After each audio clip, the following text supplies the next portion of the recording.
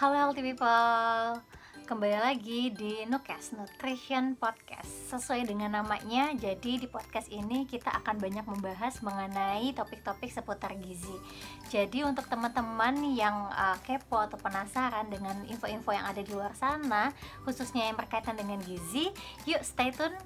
Nah, pada kesempatan kali ini kita akan membahas topik yang sangat menarik nih teman-teman, yaitu obesitas pada remaja. Jadi, masa remaja itu sendiri merupakan adalah masa transisi dari masa anak-anak menuju masa dewasa.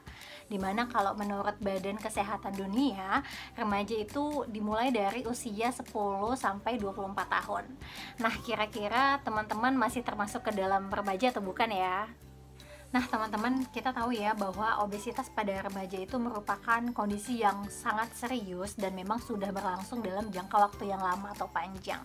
Para ahli juga sepakat bahwa kondisi ini harus segera ditangani agar tidak semakin mengganggu kualitas hidup dari remaja kita. Dalam beberapa tahun terakhir, khususnya di era 4.0, yang mana maraknya penggunaan media sosial membuat remaja-remaja secara tidak sadar itu membentuk sebuah persepsi atau citra tubuh yang menurut mereka ideal, dan mereka juga berusaha bagaimana caranya untuk mendapatkan tubuh seperti itu. Sebelum kita masuk mengenai obesitas lebih lanjut, jadi di sini aku mau bahas sedikit mengenai status gizi.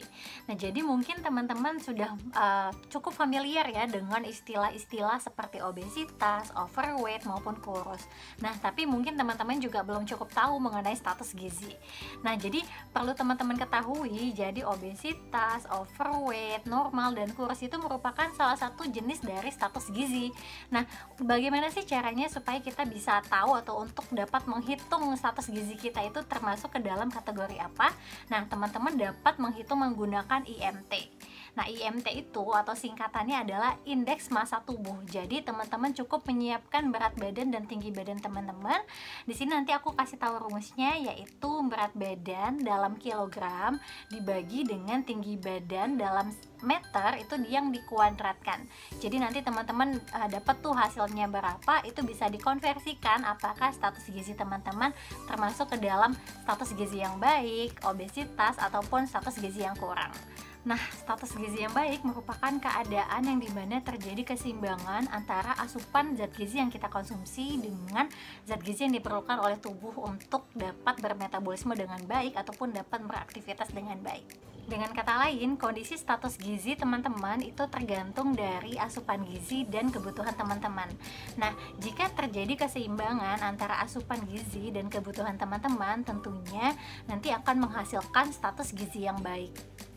Dan di sisi lain, apabila terjadi ketidakseimbangan antara asupan gizi dengan kebutuhannya, tentunya akan menghasilkan status gizi yang tidak baik, misalkan seperti status gizi lebih, status gizi kurang, ataupun obesitas, begitu. Kondisi obesitas sendiri terjadi akibat ketidakseimbangan energi jangka panjang antara asupan dan aktivitas sehari-hari. Dengan kata lain, obesitas terjadi akibat kelebihan energi yang dikonsumsi melalui entah itu makanan ataupun minuman dibandingkan dengan energi yang digunakan. Jadi yang dikeluarkan itu lebih sedikit dibandingkan yang dikonsumsi. Tentunya kelebihan energi tersebut akan disimpan oleh tubuh dan lama-kelamaan itu akan diubah menjadi lemak, sehingga berkontribusi dalam peningkatan berat badan dan akhirnya adalah kelebihan berat badan maupun obesitas. Nah, ada beberapa faktor penting yang dapat menyebabkan terjadinya obesitas. Tentunya salah satunya adalah asupan makan yang tanpa memperhatikan kebutuhan zat gizi teman-teman. Pada remaja sendiri, sebenarnya masalahnya tidak hanya terletak pada pola makan yang berlebih, tapi juga teknik pemilihan jenis makanan yang salah. Karena kita tahu, kebanyakan memang remaja itu lebih memilih mengkonsumsi fast food, kemudian bubble tea, lalu juga ada cemilan yang mengandung tinggi energi, lemak maupun gula yang dapat berkontribusi dalam terjadinya obesitas. Selain dari faktor makanan, ternyata aktivitas sehari-hari juga dapat berkontribusi dalam terjadinya obesitas.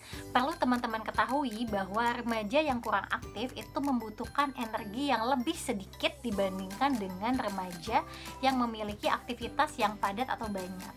Sehingga remaja yang kurang aktif namun memiliki kebiasaan mengkonsumsi makanan berlebih, khususnya makanan yang tinggi energi, tinggi lemak, tinggi gula, tentunya akan memiliki faktor resiko yang lebih besar untuk terjadi obesitas. Gaya hidup yang kurang aktivitas fisik tentunya akan berpengaruh terhadap kondisi tubuh seseorang, karena aktivitas fisik sendiri itu berperan untuk membakar energi di dalam tubuh maupun membakar kelebihan energi yang ada di dalam tubuh. Nah, untuk anjuran aktivitas fisik itu adalah 150 sampai 250 menit dalam satu minggu. Nah, dapat dikonversikan juga misalkan 30 menit dalam satu hari, namun rutin dilakukan selama 3 sampai 5 kali dalam satu minggu.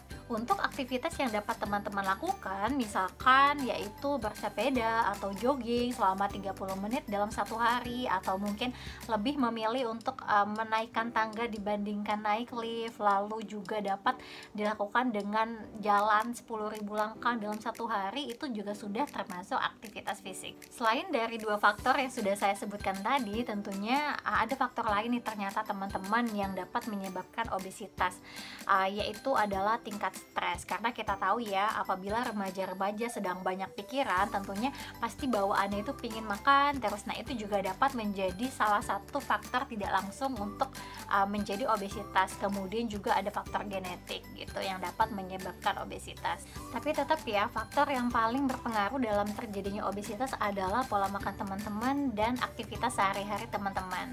Dari pembahasan tadi, tentunya dapat kita tarik kesimpulan bahwa obesitas terjadi akibat ketidakseimbangan asupan yang dikonsumsi dengan apa yang dikeluarkan melalui aktivitas sehari-hari. Jadi asupannya lebih banyak dibandingkan yang kita keluarkan. Nah, mungkin itu saja yang dapat saya sampaikan. Mudah-mudahan dapat bermanfaat untuk teman-teman semua ya. Akhir kata, saya Melin Herada mengucapkan sampai jumpa kembali di pembahasan Nutrition Podcast selanjutnya. Bye-bye!